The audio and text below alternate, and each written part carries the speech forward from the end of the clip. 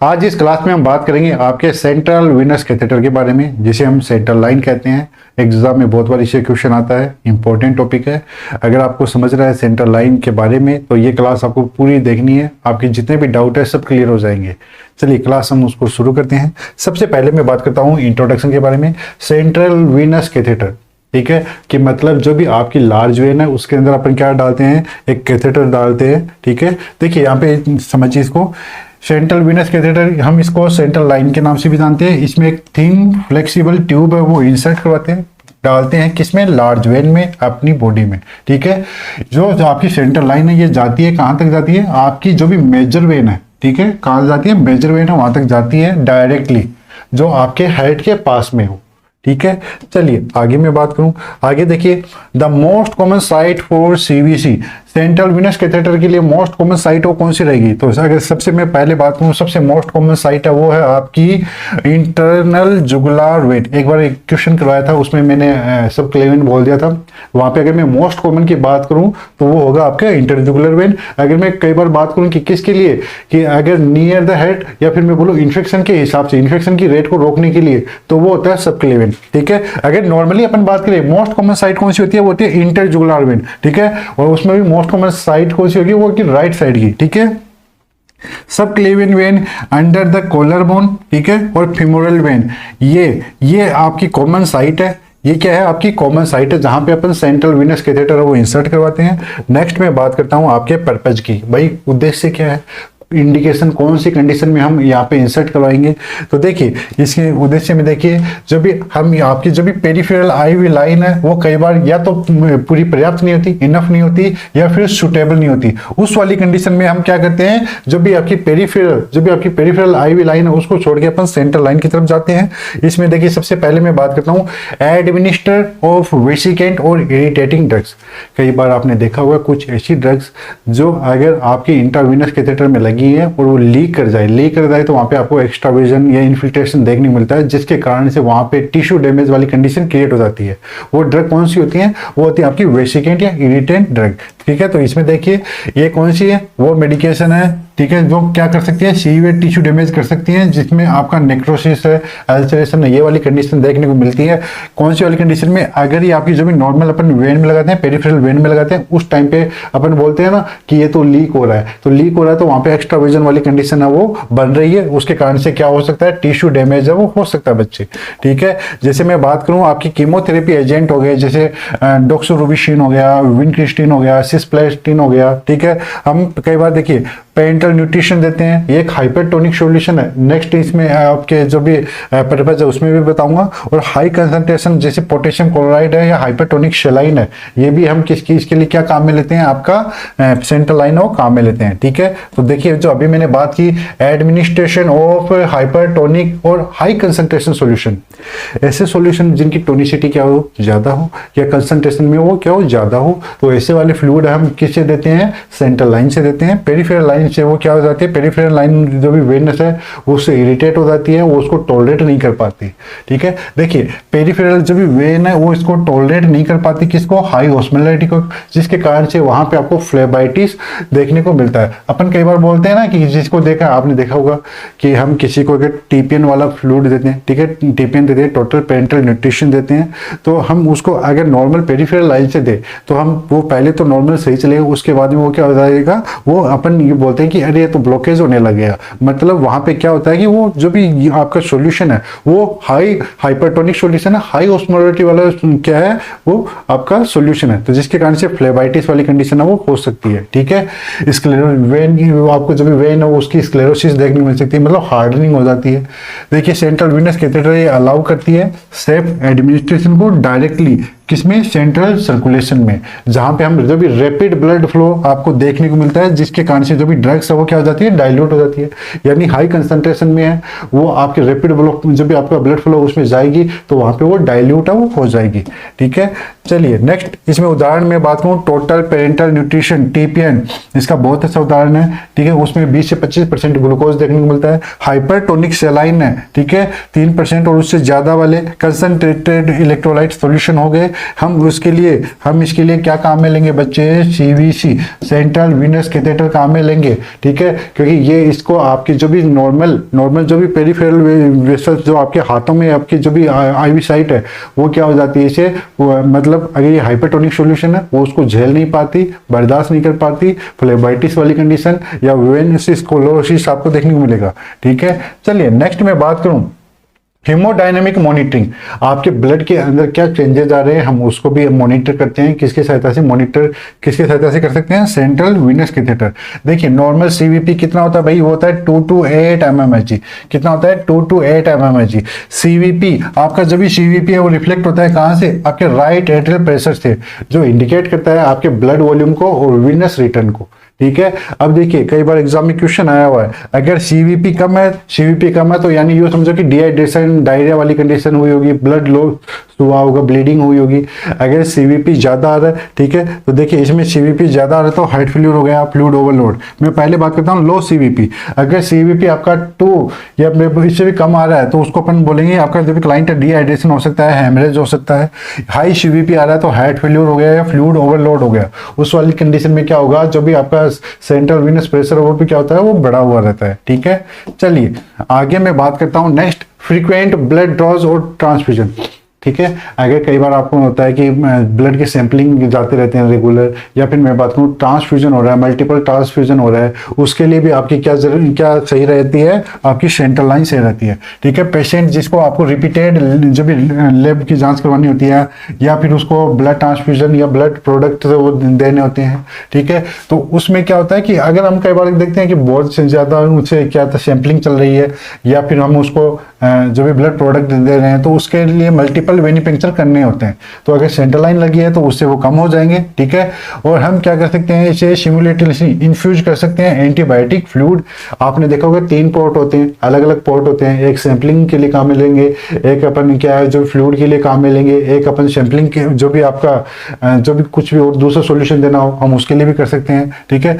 Large lumen जिसमें देखिए आपने देखा होगा जो भी सेंट्रल वीनस है उसमें आपको कैथेटर है, उसमें आपको लार्ज ल्यूमन देखने को मिलते हैं। ल्यूमन मतलब यानी ये समझो ये कोई नली है ना, उसके अंदर का जो भी एरिया हम उसको क्या बोलते हैं, ल्यूमन, ठीक है। तो वो ल्यूमन इसमें क्या करती है, वो लार्ज होती है, वो बड़ी होती है, तो उससे अपन रैपिड ट्रांसफ्यूजन भी कर सकते हैं ब्लड का या फिर ब्लड प्रोडक्ट या फिर आपके फ्लूइड का, ठीक है। नेक्स्ट हीमोडायलिसिस और प्लाज्माफेरेसिस। अगर हम कोई भी क्लाइंट है उसकी किडनी काम नहीं कर रही, उसको हीमोडायलिसिस की जरूरत होती है या फिर प्लाज्माफेरेसिस की जरूरत होती है, तो उस वाली कंडीशन में भी आपका जो भी सेंट्रल वीनस कैथेटर है, सेंट्रल लाइन है, हम उसको यूज कर सकेंगे। नेक्स्ट मैं बात करूं, अगर किसी को रैपिड फ्लूइड रिसक्सिटेशन की जरूरत है, किसी को फास्ट क्या देना है, अगर फ्लूइड देना है, तो उसके लिए भी आपकी जो भी सेंट्रल लाइन है वो फायदेमंद है, ठीक है। जैसे ट्रॉमा वाली कंडीशन हो रही है या शॉक वाली कंडीशन हो रही है, ठीक है बच्चे। चलिए आगे मैं बढ़ता हूं, नेक्स्ट मैं बात करता हूं टाइप्स ऑफ सेंट्रल लाइन। अभी अपन ने क्या क्या पढ़ा, अभी अपन ने पहले इंट्रोडक्शन पढ़ा, हमने साइट पढ़ी, हमने पर्पस की बात की, इंडिकेशन की बात की। अब मैं बात करूं टाइप्स ऑफ सेंट्रल लाइन, ठीक है। तो कौन कौन से टाइप करती है, जिसमें आपके टनल होती है, नॉन टनल होती है, पोर्ट वाली होती है, उसके बारे में अपन बात करेंगे। सबसे पहले मैं बात करता हूँ नॉन टनल सेंट्रल कैथेटर, ठीक है। जो भी नॉन टनल सेंट्रल लाइन कौन सी होती है उसके बारे में देखिए। इसमें देखिए ये शॉर्ट टर्म के लिए काम में लेते हैं, डेज टू वीक, कुछ दिन से कुछ वीक के लिए काम में लेते हैं। ये इंसर्ट करवाई जाती है जैसे आपके इंटरजुलर वेन में, सब क्लेवियन वेन में या फीमोरल वेन में, जो नॉर्मली अपन देखते हैं ना, नॉर्मली आप हॉस्पिटल में देखते हो ना, तो आपको कौन सी देखने को मिलती है, नॉन टनल सेंट्रल कैथेटर देखने को मिलती है। ये हम प्लेस करते हैं मोस्टली आपके आईसीयू या फिर इमरजेंसी में, ठीक है। एग्जांपल जैसे ट्रिपल ल्यूमन कैथेटर, जैसे आपको ये देखने को मिल रही है, ठीक है, 3 ल्यूमन वाली कैथेटर है, ठीक है, जिसमें आप देख रहे हो व्हाइट पोर्ट है, ब्लू पोर्ट है, ब्राउन पोर्ट है, ठीक है। ये क्या है, ये है आपकी नॉन टनल। अब दोनों में देखिए फर्क बताऊंगा मैं, टनल में क्या होता है, नॉन टनल में क्या होता है, ठीक है। चलिए आगे देखिए, नेक्स्ट मैं बात करूं टनल कैथेटर। देखिए ये एक यूं समझो कि ये क्या है, ये क्या है, आपकी जो भी लार्ज वेन है, इसके अंदर अपन को क्या डालना है, ये अपन को सेंटर लाइन डालना है, तो अपन ने इसमें से सेंटर लाइन है वो डाल दी। ठीक है, ये क्या हो गई आपकी, ये हो गई आपकी नॉन टनल। ठीक है, अब देखिए, अब मैं बात करूं कौन सी, आपकी टनल की। तो टनल में क्या होता है, जैसे यूं समझो कि ये स्किन की लेयर है। ठीक है, ये स्किन की लेयर है और मेरे को इसमें क्या है कि टनल वाली डालनी है, तो मैं क्या करूंगा, एक जो भी सेंटर लाइन लूंगा उसको ऐसे स्किन में इंसर्ट करवाऊंगा, ऐसे टनल बना के, और ऐसे इसके अंदर डाल दूंगा। ठीक है, तो यहाँ पे देखिए एक टनल का काम हो रहा है। टनल समझते हो ना, गुफा। ठीक है, सुरंग समझते हो ना, सुरंग, टनल गुफा नहीं बोलते, सुरंग बोलते हैं। ठीक है, तो देखिए आपने सुरंग देखी होगी, है ना, सुरंग बनाई जाती है ऐसे ही, स्किन के नीचे एक सुरंग बनाई जाती है और उसी से अपन क्या करते हैं, ये आपकी सेंटर लाइन है, ये ऐसे इंसर्ट करवाते हैं। ठीक है, तो ये देखिए ओपनिंग तो यहाँ पे हो गई और ये यहाँ पे डल रही है, ये डायरेक्ट डल रही है, ये क्या होगी आपकी नॉन टनल। और ये जो टनल बना के जा रहे हैं, जो सुरंग जैसी बना के जा रही है फिर यहाँ पे डाल रहे हैं, वो क्या होगी आपकी टनल कैथेटर। ठीक है, टनल का मतलब होता है सुरंग। ठीक है, चलिए आगे इसमें देखिए, ये अपन काम में लेते हैं लॉन्ग टर्म के लिए, वो तो कुछ दिन या कुछ सप्ताह के लिए काम में ले रहे थे, ये अपन उससे भी लंबे समय, मंथली, ठीक है, या फिर साल भर तक भी इसको चला सकते हैं। ठीक है, देखिए इस कैथेटर में एक वर्ड काम में लेते हैं, कौन सा, टनल। ठीक है, जिसका मतलब क्या है, अंडर द स्किन, स्किन के नीचे यूं समझो कि छोटा सा टनल बनाते हैं, सुराख जैसी संरचना बनाते हैं, जिसी के उसी में इंटर कराते हैं। ठीक है, कि जो आपका सुराख है वो कहां तक जाए, आपके लार्ज वेन तक जाए। और इसमें देखिए एक कफ आपको देखने को मिलता है, जो कैथेटर, इसमें देखिए एक कफ है वो देखने को मिलता है, जो कैथेटर के साथ में रहता है, आपको स्किन के नीचे होल्ड किया हुआ रखता है। ठीक है, वो एक बैरियर का काम करता है कि जम्स को रोकता है कि वो टनल के अंदर की तरफ वो ना चला जाए। ठीक है, इसका एग्जांपल है जैसे हिकमैन कैथेटर हो गई, ब्रोविक आपकी जो कैथेटर हो गई, ग्रोसोंग हो गई। ठीक है, कुछ ब्रांड के नाम है। यहाँ पे देखिए एनक्लेक्स टिप में मैंने एक बात लिखी है, टनलिंग ये हेल्प करती है इन्फेक्शन को रोकने के लिए। अगर एग्जाम में क्वेश्चन आ जाए tunnel catheter, non tunnel catheter, ठीक है, तो दोनों में इन्फेक्शन को रोकने के लिए कौन सी सही है, टनल कैथेटर। ठीक है, वो डायरेक्ट क्योंकि सेंट्रल लाइन के संपर्क में नहीं आ रही, पहले एक टनल जा रही है, है ना, एक टनल बनाई है आपने, उसमें आपको एक बैरियर के लिए वहां पे क्या होता है, वहां पे आपको देखने मिलेगा एक कफ। तो जो कफ है वो क्या करता है, माइक्रो ऑर्गेनिज्म को रोकने का काम करता है। ठीक है, जैसे मैं जो भी उदाहरण दी उसके डायग्राम देख लीजिए, जैसे ये आपकी हिकमैन वाली हो गई। ठीक है, ये मल्टी ल्यूमन हिकमैन हो गई, ये आपकी ग्रोसोंग हो गई। ठीक है, यहाँ पे देखिए ये इसको ध्यान से समझिए, अगर मेरे को ना डायरेक्ट सेंटर लाइन डालनी थी तो मैं यहाँ से ऐसे डाल देता। ठीक है, वो होती नॉन टनल। अब यहाँ से देखो, यहाँ से देखिए आप, ये वाली यहाँ से ये देख रहे हो ना, ये इतनी दूरी है ना, ये इतनी दूरी में क्या बनाई गई है, ये इतनी दूरी में टनल बनाई गई है। ठीक है, ये इतनी दूरी में क्या बनाई गई है, टनल बनाई गई है। तो यहाँ पे इन्फेक्शन होने के चांस वो थोड़े कम हो जाएंगे, क्योंकि जो भी माइक्रो ऑर्गेनिज्म यहाँ तक पहुंचेगा वो ऐसे आगे नहीं जा पाएगा, है ना, तो इन्फेक्शन होने के चांस वो क्या हो जाएंगे, कम हो जाएंगे। चलिए आगे मैं बढ़ता हूं, नेक्स्ट अपन बात करते हैं peripheral inserted central catheter line, जिसको अपन पिक लाइन के लिए बोलते हैं। ठीक है, आपने नाम सुना होगा पिक लाइन, कि इस पेशेंट को पिक लाइन लगी है, उसको अपन बोलते हैं पेरिफेरल इंसर्टेड सेंट्रल कैथेटर। ठीक है, तो ये अपन जैसे इसका नाम है वैसे इसका काम है। ये पेरिफेरल ए वाले एरिया से, पेरिफेरल मतलब दूर से इंसर्टर वो करवाई जाती है। ठीक है, तो इसमें देखिए जैसे आपके जो भी बेसिलिक हो गई, या फिर मैं बोलूँ सिफेलिक वेन हो गई। ठीक है, तो देखिए इसमें एक लॉन्ग कैथेटर है वो इंसर्ट करवाते हैं, कहाँ पे, पेरिफेरल वेन में। और जो पेरिफेरल है वो आगे जाती है कहाँ पे, वो बेसिलिक, कौन सी वेन होगी, वो होगी बेसिलिक और सिफेलिक वेन, जो आगे तक फिर वो लेके जाती है एक सेंट्रल वेन तक। ठीक है, वो आपकी जब भी हम इंसर्ट करवा रहे हैं अपर आर्म की बेसिलिक या सिफेलिक वेन में, वहां से इंसर्ट होती हुई कहां तक जाएगी, आगे आपके सेंट्रल वेन तक। ठीक है, इसका यूज देखिए, यूज कहां पे करते हैं, मीडियम टू लॉन्ग टर्म। ठीक है, मीडियम से लॉन्ग टर्म जब भी आपके पेशेंट है, मतलब कुछ सप्ताह से लेके कुछ मंथ तक। ठीक है, ऐसे वाले केस में, इसमें आप जैसे देखिए हम एंटीबायोटिक है और कीमोथेरेपी है, जैसे किसी को घर पे दी जा रही है, उसके लिए भी पिक लाइन है वो लगाते हैं। ठीक है, और इसमें देख सकते हो जैसे एनक्लेक्स टिप में मैंने लिखा है, ये सेफ रहती है इंसर्शन के लिए, क्योंकि इसमें आपके कोई भी लंग्स में पंक्चर होने के चांस नहीं होते। एग्जाम में क्वेश्चन आया हुआ था, पीछे के एग्जाम में क्या क्वेश्चन आया था कि कौन सी वाली साइट ऐसी है जहां पे आपके लंग्स के पंक्चर होने के कारण से न्यूमोथोरेक्स होने के चांस हो जाते हैं। सब क्लेवियन साइट कौन सी है? सब क्लेवियन, वो नियर द कौन सी है? आपके लंग्स के पास में, ठीक है। और इसमें आपको रिक्वायर रहती है एक अल्ट्रासाउंड की, ठीक है। रिमेंबर, याद कीजिए, याद रखना। देखिए एक बात लिखी मैंने, पिक लाइन मतलब, पिक का मतलब होता है पेरिफेरल, ठीक है, ठीक है। किसका नाम होता है? स्टार्ट कहां से होता है? पेरिफेरल से, और एंड कहां पे होता है? सेंट्रल पे, ठीक है। पिक, समझ गए ना? पेरिफेरल से स्टार्ट है और एंड हो रहा है सी पे, ठीक है। चलिए नेक्स्ट मैं बात करता हूँ इम्प्लांटेड पोर्ट। ये आपने बहुत कम देखा होगा। इसमें एक पोर्ट, एक कैथ अपन की तरह से अपन काम में लेते हैं। देखिए इसमें एक स्मॉल पोर्ट है। स्मॉल पोर्ट जो एक चैम्बर जैसा होता है, वो सर्जिकली प्लेस्ड किया जाता है स्किन के नीचे। यहाँ पे देख सकते हो, ये स्किन के नीचे प्लेस्ड किया गया है। यहाँ पे ये देखिए जो पोर्ट है, ये स्किन के नीचे यहाँ पे क्या किया गया? प्लेस्ड किया गया है, ठीक है। और चेस्ट वाले एरिया पे करते हैं। जो भी कैथेटर है वो कहाँ पे जाती है? पोर्ट से जाती है सेंट्रल वेन तक।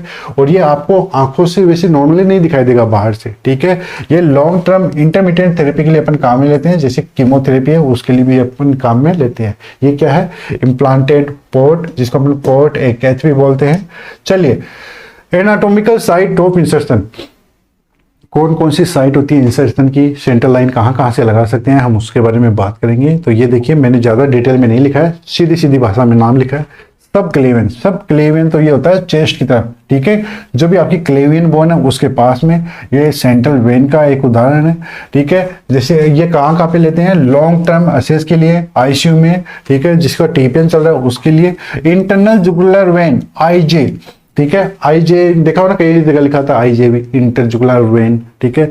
ये कहाँ पे होती है? गर्दन के साइड में, ये यहाँ पे, ठीक है। और मोस्ट कौन सी है? मोस्ट कॉमन साइट कौन सी है? वो है राइट जुगुलर वेन। कौन सी है? राइट जुगुलर वेन, ठीक है।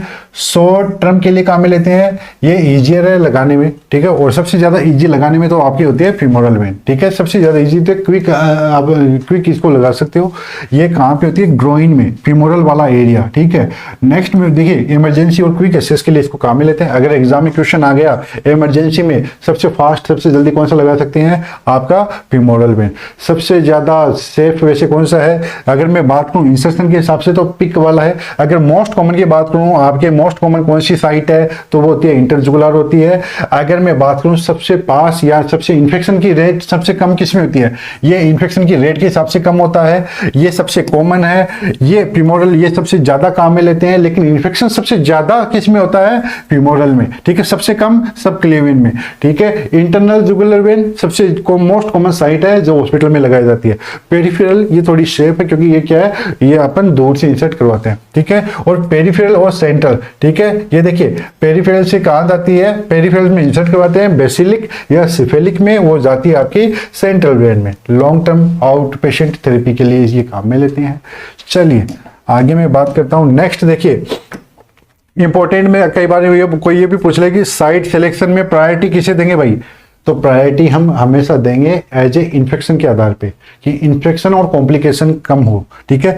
देखिए इसमें थोड़ा बहुत कॉम्प्लिकेशन रहता है, लेकिन इन्फेक्शन के चांस कम रहता है। तो सब क्लेवियन, उसके बाद में इंटरजुगुलर और फिर फीमोरल, ठीक है। ये सबसे फास्ट लगती है। इमरजेंसी में सबसे जल्दी अपन लगाते हैं क्योंकि फीमोरल, लेकिन इन्फेक्शन के चांस वो ज्यादा होते हैं। इसमें थोड़ा कम रहते हैं, लेकिन रहते हैं। इसमें बहुत कम होते हैं, किसमें? सब क्लेवियन में, ठीक है। चलिए ल्यूमन टाइप और इसके यूज, ठीक है। जो ल्यूमन है, अलग अलग ल्यूमन होती है, इसके अलग अलग पोर्ट होते हैं, उसके आधार पे देखिए प्रोक्सिमल, जो भी प्रोक्सिमल आपका जो ये वाला पोर्ट दिखाई दे रहा है, इससे अपन मोस्ट ऑफ अपन ब्लड सैंपलिंग करते हैं, मेडिकेशन देते हैं। जो भी आपका मीडियल है, ये मीडियल वैसे ये मतलब ये इसका थोड़ा घुमा हुआ है। जो जैसे ब्लू है, ब्लू से हम पेंट्रल न्यूट्रिशन देते हैं, ठीक है, टीपीएन देते हैं। डिस्टल जो ब्राउन है, ये ब्राउन वाला, ठीक है, इससे हम सीवीपी मॉनिटरिंग करते हैं, ब्लड ट्रांसफ्यूजन करने का काम करते हैं, ठीक है। देखिए अब कोई कई बार क्या होता है, कुछ स्टाफ ने होते हैं तो वो एक ही यूज समझो कि जैसे उन्होंने व्हाइट वाली पकड़ ली, इसी से सैंपलिंग करते हैं, इसी से टीपीएन चल रहा था, इसी से कुछ चल रहा था, पता नहीं वो फेवरेट बना लेते हैं। ऐसा नहीं होता, अलग अलग पोर्ट है वो डिसाइड कीजिए। एक आपको मॉनिटरिंग के लिए काम में लेनी है, एक को आपको सैंपलिंग के लिए काम में लेनी है, एक को आपको ड्रग एडमिनिस्ट्रेशन के लिए काम में लेनी होती है, ठीक है। इस तरीके से ये नॉर्मली जो ये क्राइटेरिया ये कलर के अकॉर्डिंग इससे बनाया गया है कि वो यूनिवर्सल रहे सभी के लिए, ठीक है। चलिए नेक्स्ट मैं बात करूं प्रोसीजर ओवरव्यू, किस तरीके से कोई सेंटर लाइन लगाते हैं। सेंटर लाइन एक इन्वेजिव प्रोसीजर है, तो उसके लिए आपको प्रिस्क्रिप्शन की जरूरत है और कंसेंट जरूर लीजिए, ठीक ठीक है। पोजीशन दीजिए आप किसको, अपने पेशेंट को कौन सी टेंडल नंबर पोजीशन देंगे जिसमें हेड डाउन होता है, पैर हल्के से ऊपर होते हैं। क्यों? क्योंकि ये प्रिवेंट करता है एयर एम्बोलिज्म होने के चांस को, एयर एम्बोलिज्म होने के चांस को ये प्रिवेंट करता है। हम स्ट्राइल फील्ड है वो सेटअप करेंगे, इन्वेजिव प्रोसीजर है, क्यों? इन्फेक्शन को रोकने के लिए। लोकल एनेस्थेसिया काम में लेते हैं, एक इंसर्ट करवाते हैं निडल, ठीक है, जो भी आपके जो भी वेन है जहां पे, ठीक है। एडवांस गाइड वायर, जिसमें बात करें सेल्डिंग टेक्निक, सेल्डिंग टेक्निक में क्या होता है, एक वायर वो इंसर्ट करवाया जाता है, वायर सही तरीके से पहुंचा है तो उसके बाद में अपन क्या लगा देते हैं, सेंट्रल लाइन है वो लगा देते हैं। ये कौन सी है, सेल्डिंग टेक्निक काम में लेते हैं, जिसमें एक गाइड वायर है वो डाला जाता है, ठीक है। एक फिर अपन क्या करते हैं, जो भी कैथेटर है वो इंसर्ट करवाते थे आपके वायर के साथ में, फिर इसको अपन सिक्योर करते हैं स्यूचर की सहायता में, ठीक है, स्यूचर की सहायता से उसको सिक्योर कर देंगे। फिर स्ट्राइल ड्रेसिंग है वो उसमें अपन क्या करते हैं, अप्लाई कर देते हैं, कंफर्म करते हैं प्लेसमेंट को। एग्जाम में क्वेश्चन आ सकता है, किससे कंफर्म करोगे, तो वो करेंगे अपन किससे, चेस्ट एक्सरे से। किससे करेंगे, चेस्ट एक्सरे से, ठीक है। और अगर कोई बोलेगे जो भी अपन गाइड वायर डाल रहे थे वो कौन सी टेक्निक है, वो है आपकी सेल्डिंग टेक्निक। कौन सी है, सेल्डिंग टेक्निक, ठीक है। लेबल करते रहना है कि कौन सा कब इंसर्ट किया गया था और डे कौन सा है, ठीक है। चलिए आगे अपन बात करते हैं। नेक्स्ट देखिए, नर्सिंग केयर और मैनेजमेंट। सेंट्रल लाइन आपने लगा रखी है, कौन कौन सी नर्सिंग केयर करेंगे, क्या मैनेजमेंट आपको करना है। तो देखिए सबसे ज़्यादा जरूरी है, सेंट्रल लाइन लगा रखी है तो इन्फेक्शन को प्रिवेंट करना है, क्योंकि अगर सेंट्रल लाइन लगी है तो वहाँ पे एक चांस होता है किसका, क्लैप्सी का, central line associated bloodstream infection, ठीक है। इसके चांस है वो रहते हैं, जिसके कारण से सीवियर सेप्सिस हो सकता है और आपके जो भी पेशेंट उसकी डेथ भी हो सकती है, ठीक है। स्मॉल लैप्स, यानी अगर छोटी सी भी गलती की आपने सेंट्रल लाइन को हैंडल करते हुए, मोस्ट ऑफ लोगों को नहीं पता, वो सेंट्रल लाइन को ऐसे खुले हाथों से टच कर देते हैं। कई बार कोई भी प्रोसीजर किया, ना हैंड वॉश किया, ना हैंड हाइजीन किया, कुछ भी नहीं किया, सीधा टच कर दिया पोर्ट को, ठीक है। ड्रग एडमिनिस्ट्रेशन कर दिया, सैंपल ले लिया, उससे वहाँ पे इन्फेक्शन फैलने के चांस बहुत ज़्यादा हो जाते हैं। और आपका जो भी पेशेंट है, अगर उसमें सेप्टिसीमिया वाली कंडीशन हो गई, उसमें क्लेप्सी वाली कंडीशन है वो हो सकती है, ठीक है। तो इसीलिए जब भी सेंट्रल लाइन को केयर करें तो एकदम स्टाइल टेक्निक है वो काम में लेना है। क्या करना होता है, हैंड हाइजीन करना है। हैंड हाइजीन ये क्या है, सबसे बेस्ट मेथड है आपका। अगर पेशेंट की जो भी सेंट्रल लाइन है उसको टच कर रहे हो, उसको हैंडल कर रहे हो, उससे पहले और बाद में आपको क्या करना होता है, हैंड हाइजीन करना होता है, ठीक है। क्योंकि हैंड अपनी क्या है, मोस्ट कॉमन सोर्स है आपके किसके, इन्फेक्शन को फैलाने में। चलिए आगे मैं बात करता हूं। नेक्स्ट देखिए, इन्फेक्शन कंट्रोल के हिसाब से अपन क्या करेंगे, स्टेराइल ग्लव्स काम में लेंगे। क्या काम में लेंगे, स्टेराइल ग्लव्स और एसेप्टिक टेक्निक काम में लेंगे। ड्रेसिंग चेंज है वो प्रॉपर होनी चाहिए, उसके लिए अपन ग्लव्स काम में लेंगे। और जब भी पोर्ट को असेस करेंगे तब भी आपको ग्लव्स काम में लेना है। अगर आप फ्लश कर रहे हो, ठीक है, या ट्यूब कनेक्ट कर रहे हो, तब भी आपको क्या काम में लेना, ग्लव्स काम में लेना है, ठीक है। स्ट्रिक्ट, मैं क्या बोल रहा हूँ, स्ट्रिक्ट एसेप्टिक टेक्निक या स्टेराइल टेक्निक आपको काम में लेना है अगर सेंट्रल लाइन के से कोई भी काम कर रहे हो। ड्रेसिंग केयर से एग्जाम में कई बार क्वेश्चन आया हुआ है कि ड्रेसिंग कब चेंज करनी चाहिए, ठीक है। ड्रेसिंग कब चेंज करेंगे, अगर आपकी जो भी ड्रेसिंग कौन सी है, ट्रांसपेरेंट है। कई बार देखना कुछ भी सेंट्रल लाइन है, अगर वहां पे ट्रांसपेरेंट यानी जिसके आर पार देखा जा सके, ठीक है, प्लास्टिक जैसी आपको अगर ड्रेसिंग दिखाई दे रही है टेगाड्रम वाली, तब वो 7 दिन तक चलेगी अगर आपने सही टेक्निक काम में लिया है, ठीक है। और आपको इसमें फायदा भी क्या है, इसमें हम देखिए अलाउ साइट इंस्पेक्शन, क्योंकि वो पारदर्शी है तो हम देख सकते हैं, ट्रांसपेरेंट है तो देख सकते हैं ना कि नीचे कोई रेडनेस है, कोई स्वेलिंग है, या फिर कोई ब्लड लीकेज तो नहीं हो रहा। अगर गोज की ड्रेसिंग करें, ठीक है, गोज ड्रेसिंग देखा होगा तो उसको हर 2 दिन से, ठीक है, या 48 घंटे में उसको क्या करना है, आपको ड्रेसिंग वो चेंज करनी है, मॉनिटर करना है ब्लीडिंग और मॉइस्चर के लिए। अगर बाकी इनके अलावा कोई दूसरी अगर क्या कर रहे हो, ड्रेसिंग कर रहे हो, कुछ अगर आपको वो लूज लग रही है, सोइल हो गई, तो उसी दौरान आपको क्या करना है, उसको चेंज करना है, ठीक है।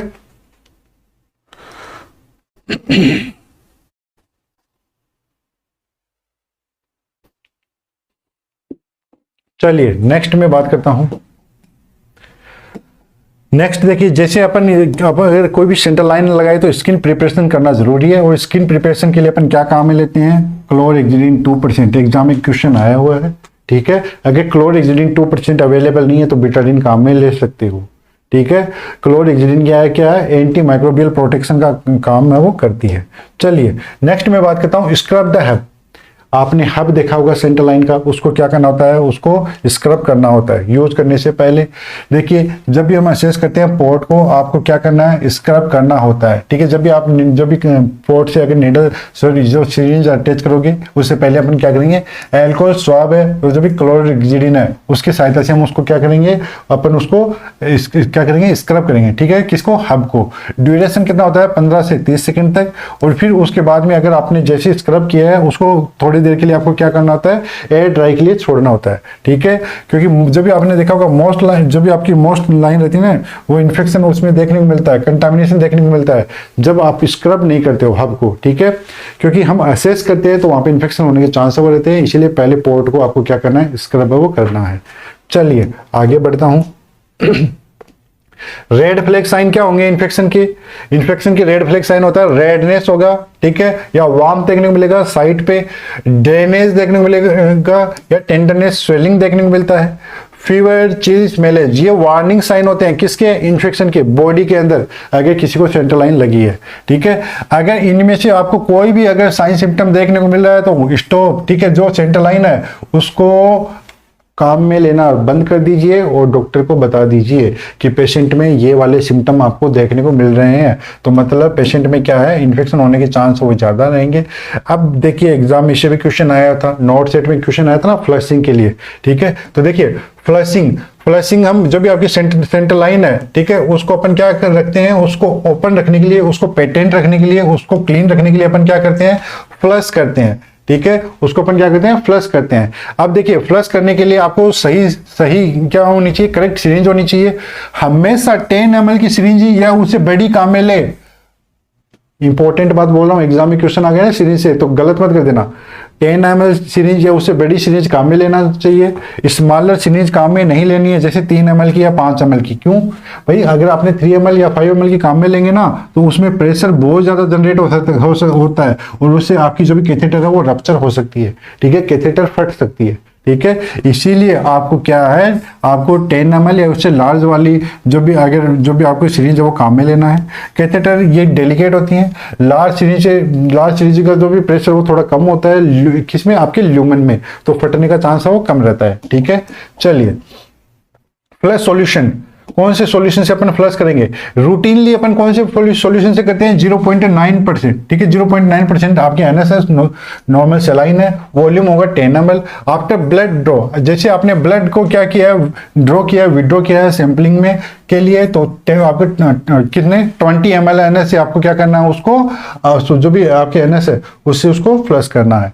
इंटरमीडिएट लाइन लॉक, ठीक है, अगर इंटरमीडिएट लाइन लॉक है तो उसके लिए अपन क्या करते हैं, 5 ml हिपेरिन 10 to 100 यूनिट्स पर ml के हिसाब से अपन ले सकते हैं, लेकिन ये वैसे नहीं बताया गया है, ये हर हॉस्पिटल अपनी अपनी पॉलिसी के हिसाब से वो करता है, ठीक है। मोस्ट ऑफ जगह पे नॉर्मल सलाइन ही काम में ले रहे हैं, लेकिन कुछ एक जगह वो अलग अलग हॉस्पिटल की अलग अलग पॉलिसी है, तो ये नहीं कि हर हॉस्पिटल की एक ही पॉलिसी है, नहीं, ठीक है, तो उसके हिसाब से वो काम में लेते हैं। चलिए अब देखिए, कभी भी मैंने ये लाइनों में भी बताइए, कभी भी अगर आप क्या करो, फ्लशिंग कर रहे हो तो उसके लिए सॉल्यूशन जो भी काम में लो तो वो एज ए आपके हॉस्पिटल की पॉलिसी के अकॉर्डिंग लेते हैं। मोस्ट ऑफ जगह सेलाइन ओनली काम में लेते हैं, कई जगह हिपेरिन काम में नहीं लेते, तो कई जगह वो ले लेते हैं। चलिए नेक्स्ट मैं बात करूँ टेक्निक। फ्लश अपन कर रहे हैं तो वो कैसे करेंगे, पुश और पोज मेथड से करेंगे। कैसे, पुश और पोज मेथड से। आपने पहले 1 से 2 ml क्या लिया, जो भी एनएस है उसको क्या किया, पुश किया, फिर पोज लेंगे, ठीक है। फिर आपको क्या करना है, वापस से 1 से 2 ml इंसर्ट करवाना है, फिर वापस से पोज लेना है, 2 से 3 ml जो भी 1 से 2 ml इंसर्ट करवाया वापस से पोज लेंगे। ऐसा क्यों करेंगे, ऐसा एक टर्बुलेंट फ्लो होगा, ठीक है, ऐसे धक्का देते हुए जो फ्लूइड चलता है ना वो बनेगा, जिसके कारण से अगर आपकी जो भी ल्यूमन है, ठीक है, जो भी वीनस लाइन है, वहां पे अगर कोई भी छोटे छोटे अगर डेब्रिज है तो वो क्या हो जाएंगे, वो क्लियर हो जाएंगे, वो साफ हो जाएंगे, ठीक है। कंटिन्यूस अगर फ्लश करेंगे उससे आपके जो भी मेडिकेशन के जो भी क्लॉट है वो अंदर की तरफ वो चिपके रहते हैं, वो निकलते नहीं है। लेकिन टर्बुलेंट फ्लो है उससे आपकी जो भी ल्यूमेन है वो क्लियर हो जाएगी। टर्बुलेंट फ्लो कैसे होगा कि 2 ml पुश किया, रोक लिया, 2 ml पुश किया, रोक लिया, 2 ml पुश किया, रोक लिया, वो टर्बुलेंट फ्लो क्रिएट करता है, जिसके कारण से जो भी अंदर की ल्यूमेन है वो अच्छे से क्लीन हो जाएगी। ठीक है, चलिए आगे मैं बढ़ता हूँ। नेक्स्ट देखिए, पॉजिटिव प्रेशर टेक्निक है वो अपन इसके लिए काम में लेते हैं। जब भी अपन फिनिश करते हैं फ्लश को तो क्लैंप आपको करना है। ठीक है, इंजेक्ट करते हुए 0.5 ml सेलाइन से। ठीक है, पॉजिटिव प्रेशर के साथ, पॉजिटिव प्रेशर क्या होता है, जैसे हम देखिए पॉजिटिव प्रेशर जैसे मैं बोलता हूँ ना, ऐसे मैंने प्रेशर अपने अब बाहर से अंदर की तरफ मारा, किसके अंदर, आपकी लाइन के अंदर, तो वो क्या है आपका पॉजिटिव प्रेशर। ये प्रिवेंट ब्लड रिफ्लक्स, जो ब्लड रिफ्लक्स होता है उसको ये रोकने का काम करता है। ठीक है, चलिए फ्लशिंग की फ्रीक्वेंसी क्या होनी चाहिए। फ्लशिंग की फ्रीक्वेंसी क्या होनी चाहिए, जब आप कंटिन्यूस इन्फ्यूजन चल रहा है, अगर कंटिन्यूस इन्फ्यूजन चल रहा है, ठीक है, अगर आप मेडिकेशन दे रहे हो तो उससे पहले और उसके बाद में आपको क्या करना होता है, फ्लश करना होता है। नॉर्मल सेलाइन से फ्लश कर दीजिए। इंटरमिटेंट यूज हो रहा है, ठीक है, ड्रग्स दी फिर बंद कर दिया, फिर सैंपलिंग की बंद कर दिया, तो उस टाइम पे अगर ऐसे ऐसे आपकी सेंट्रल लाइन यूज हो रही है तो हर 8 से 12 घंटे में आपको नॉर्मल सेलाइन से क्या करना है, उसको फ्लश करना है। ब्लड सैंपलिंग के बाद में अगर ब्लड सैंपलिंग किया है तो इमीडिएटली 20 ml NS, ठीक है, या हिपेरिन, उसकी सहायता से अपन क्या करेंगे, उसको फ्लश करेंगे बिफोर आफ्टर ईच मेडिकेशन। ठीक है, जो भी मेडिकेशन आप कर रहे हो उससे पहले और बाद में आपको हमेशा NS से क्या करना है, फ्लश करना है। अब एग्जाम में क्वेश्चन आया था नोट सेट में ये वाला, मोस्ट प्रोटोकॉल, ठीक है, मोस्ट प्रोटोकॉल रिकमेंड करता है फ्लशिंग का एटलीस्ट 12 आवर वही नॉट इन यूज। जब आपकी जो भी पेशेंट है उसको सेंट्रल लाइन लगी है, उसको हम उससे ना तो आज कोई सैंपल लिया गया, ना कोई मेडिकेशन दी गई, ना कोई काम किया गया, उस वाली कंडीशन में उसको कम से कम एटलीस्ट 12 घंटे से उसको क्या करना होता है, उसको फ्लश करना होता है। और ये कई जगह ये भी वेरी करती है, कई जगह 24 घंटे से फ्लश करते हैं, कई जगह हर शिफ्ट में फ्लश करते हैं, लेकिन कम से कम हर 12 घंटे में तो उसको फ्लश करना ही पड़ेगा। ठीक है, चलिए आगे मैं बढ़ता हूं। कॉम्प्लिकेशन, अरे क्या क्या कॉम्प्लिकेशन हो सकते हैं आपके सेंट्रल लाइन में। एक तो मैंने बताया CLABSI, central line associated bloodstream infection. अगर सही तरीके से आप केयर नहीं करोगे तो इन्फेक्शन होने के चांस है वो ज्यादा रहते हैं। एयर एम्बोलिज्म हो सकता है। ठीक है, जब भी हम क्या करते हैं, अगर इंसर्ट करवाते हैं, रिमूव करते हैं उस वाली कंडीशन में, तो उसके लिए अपन क्या करते हैं, लेफ्ट लेटरल, अगर एयर एम्बोलिज्म वाली होगी तो लेफ्ट लेटरल टेंडरबर्ग पोजीशन दे देंगे। ठीक है, लाइन को क्लैंप कर देंगे, ऑक्सीजन जरूर देनी है भाई। ठीक है, साइन सिम्टम में क्या होता है, शॉर्टनेस ऑफ ब्रीथ होगी, चेस्ट पेन देखने को मिलता है, टेकिकार्डिया देखने को मिलता है। ठीक है, कैथेटर ओकल्जन, कई बार आपने देखा होगा कैथेटर भी क्या हो जाती है, ब्लॉक हो जाती है, ओकल हो जाती है। वो किसके कारण से, या तो आपकी क्लॉट आ गया कोई भी कैथेटर में, या फिर वो किंक मुड़ गई। ठीक है, तो उसमें आपको कैसे पता चलेगा, जैसे आप क्या करोगे, फ्लश करने की कोशिश करोगे, वो वहां से रेजिस्टेंस देखने को मिलेगा।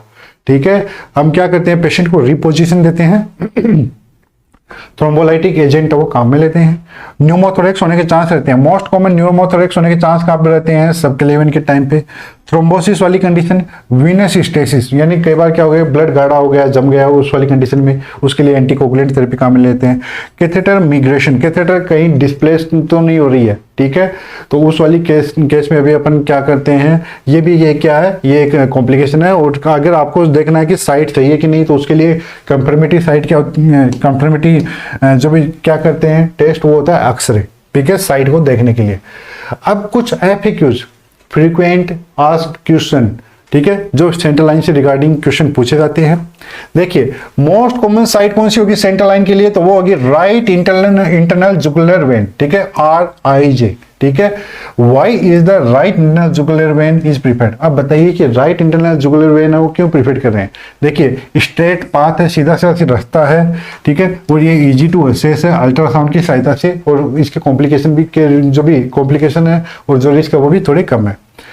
विच साइट है लोवेस्ट इन्फेक्शन रेट, सबसे कम इन्फेक्शन रेट है वो किसके चांस है, किसमें रहते हैं, सबक्लेवियन में। इन्फेक्शन सबसे कम किस में रहते हैं, सबक्लेवियन में। Which site is best for emergency access, emergency access के लिए बेस्ट साइट कौन सी है, वो है फीमोरल वेन। चलिए नेक्स्ट मैं बात करता हूं, विच site has highest infection risk, कौन सी साइट है जिसमें इन्फेक्शन के रिस्क है वो ज्यादा रहता है, फीमोरल वेन में। Which site has the highest risk of pneumothorax, subclavian. मैंने बोला कि सबक्लेवियन कहाँ पे होती है, आपकी क्लेविकल बोन के यहाँ पे पास में। जैसे हम इंसर्ट करवाते हैं तो जो भी नेडल है वो पंक्चर कर सकती है किसको, लंग्स को, तो जिसके कारण से न्यूमोथोरेक्स हो सकता है। Which site is easiest to compress, after removal, कौन सी साइट है जिसको अपन कंप्रेस कर सकते हैं रिमूवल के बाद में, तो कौन सी होगी आपकी फीमोरल वाली। विच site is avoided in head and neck injury, head injury हुई है या नेक इंजरी है तो आपको अवॉइड करना कौन सी, इंटरनल जुगुलर वेन। क्यों, क्योंकि यहाँ पे अगर नेक इंजरी हुई है, हेड की इंजरी है, तो यहाँ पे अगर आप लगाओगे तो वो सेफ नहीं है।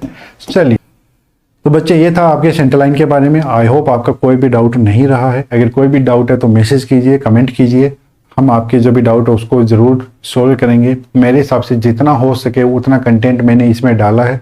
क्लास तो वैसे ये 2 घंटे की क्लास है, लेकिन मैंने इसको फिर भी लगभग 30 से 35 मिनट में इसको निपटाने की कोशिश की है।